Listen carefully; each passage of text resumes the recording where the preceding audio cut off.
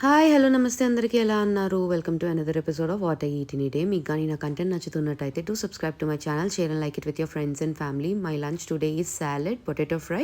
and some rice తర్వాత మంచిగా తిన్నాను కాబట్టి ఈవినింగ్ ఏమో వాకింగ్కి వెళ్ళాను అక్కడ పార్క్లో నాకు ఈ చింతకాయలు కనిపించాయి అవి తీసుకొని తిన్నాను అండ్ నాకు నైట్ అయితే కొంచెం లైట్గా సింపుల్గా తినాలి అనిపించింది అండ్ ఆల్రెడీ మార్నింగ్ చేసుకున్న ఇడ్లీలు ఎక్స్ట్రా ఉన్నాయి అనమాట సో దాంతో నేను ఇట్లా అని చెప్పి సింపుల్గా ఇడ్లీ ఉప్మా చేసుకుంటున్నా బేసిక్గా లెఫ్ట్ ఓవర్ ఇడ్లీస్ని ఇట్లా మంచిగా మ్యాష్ చేసి పక్కన పెట్టుకొని ప్యాన్లో ఆయిల్ యాడ్ చేసుకొని మంచిగా బేసిక్ తాలింపు యాడ్ చేసి